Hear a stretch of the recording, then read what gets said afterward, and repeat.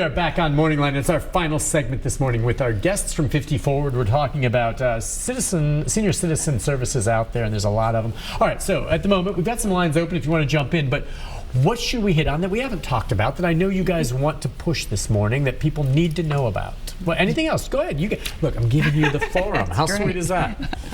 I just think it's really important for people as they age to do all the things that promote longevity and prevent dementia, and being active and joining in with our centers and other older adults and taking classes and volunteering and all of that is just so much going to increase quality of life, sense of purpose.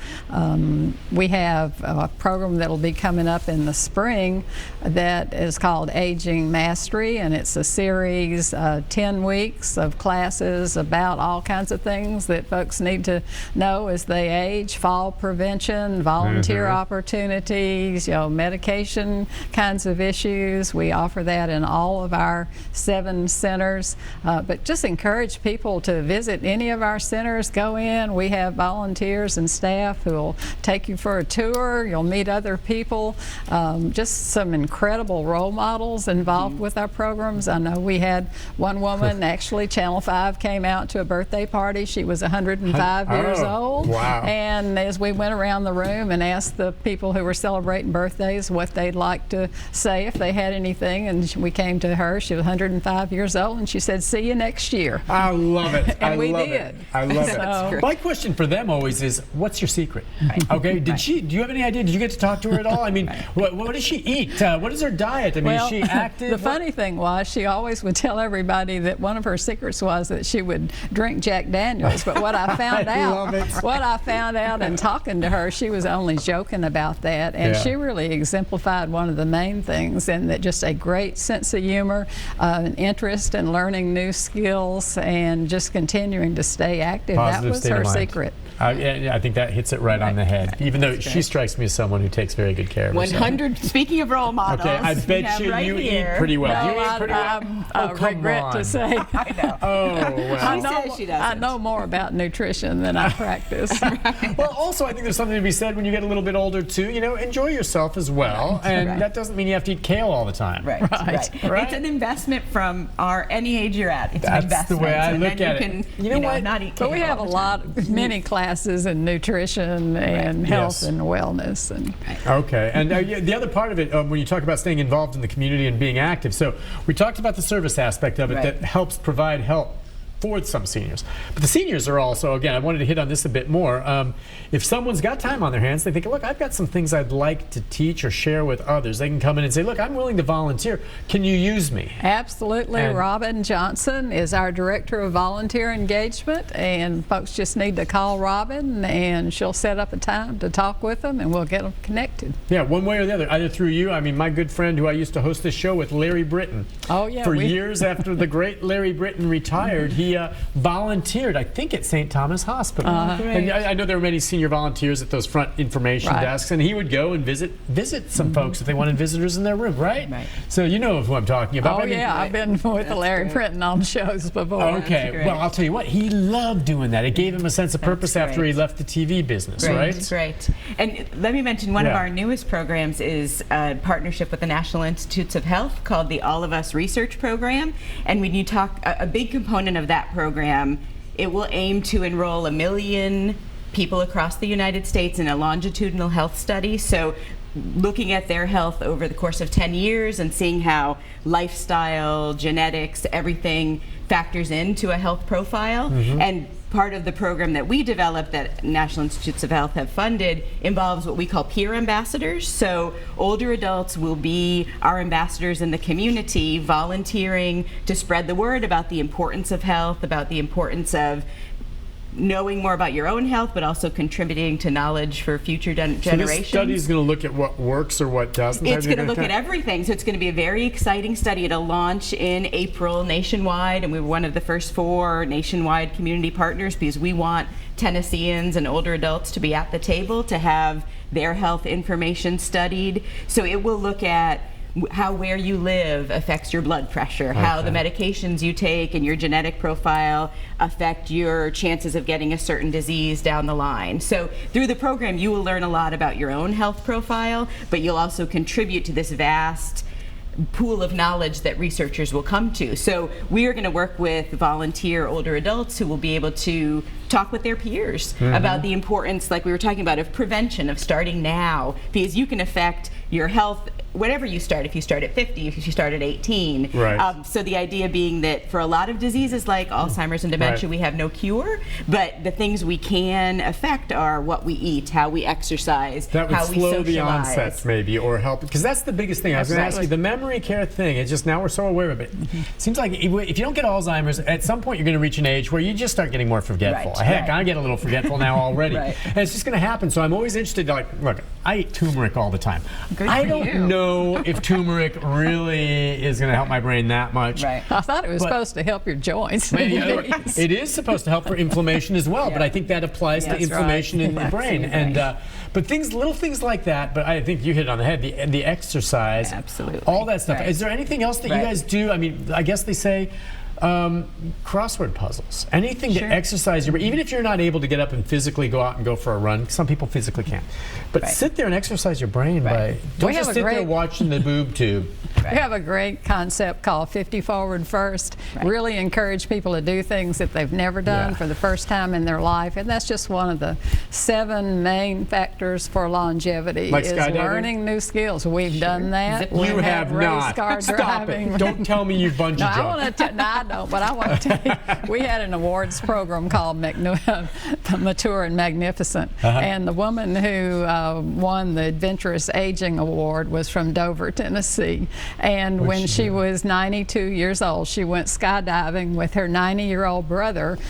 When she was 95, they had a church picnic on the lake, and people were a little concerned because she was running late, and then she came up on her jet ski.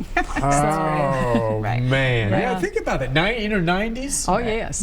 What did you call it? Adventure? It was Mature and Magnificent was the awards, but it was the Adventurous Aging category. The Adventurous Aging category. Because typically as we age, don't we get a little more conservative? And what I mean, I don't mean that politically necessarily, I just mean conservative in what we're willing to try. More likely to be content to stay with what we're familiar with than to venture into something new. And I'm generalizing here, because I know that's not true of everyone, but I think more people tend to settle, and they're less likely to want to push things when they get older for a variety of reasons.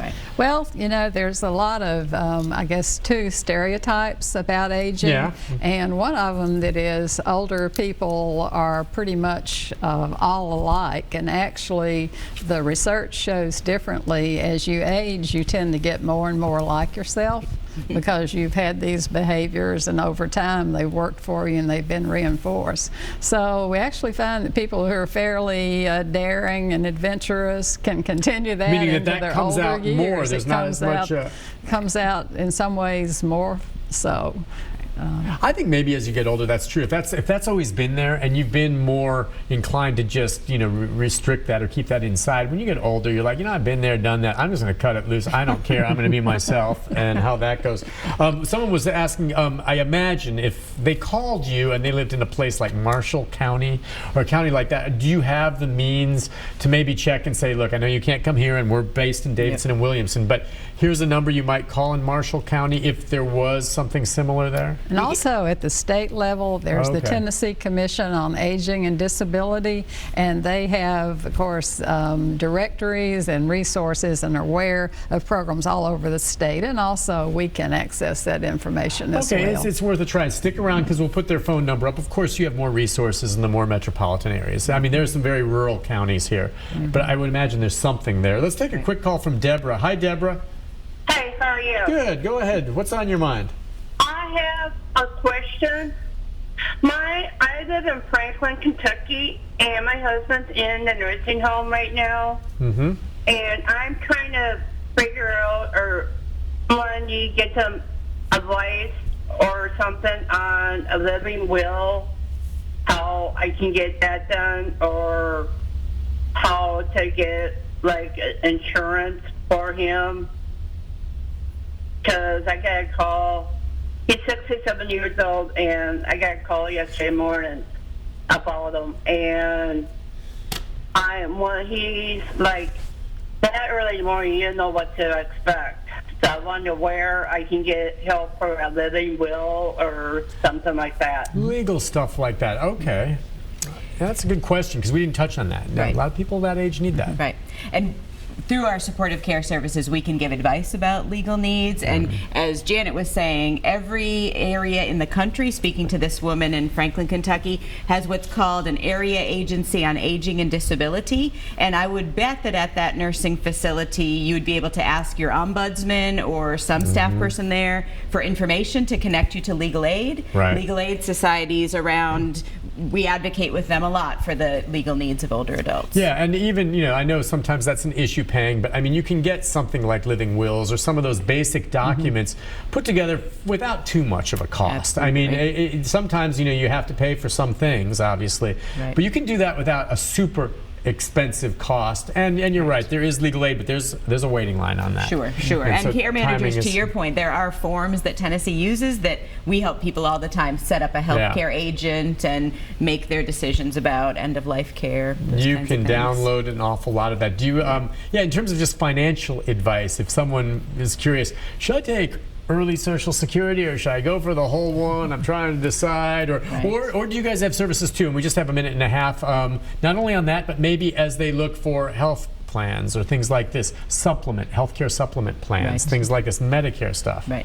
Every year during open enrollment for Medicare, we field lots of questions. Great. And we're very well versed. And again, technology can be a barrier for some older adults. You can do a lot on the Medicare site. So we have folks come in, sit down with our care managers. Ron Henson is one of our care managers who's very well versed in Medicare. We take a look at Social Security. Social Security is very complex, making those decisions. So we can be a sounding board for folks as they consider when they might take Social Security and then offer some advice, but that's a real personal decision that has Medicare. You get a chance every year to make changes. Social Security, at the very outset, it's important what you decide.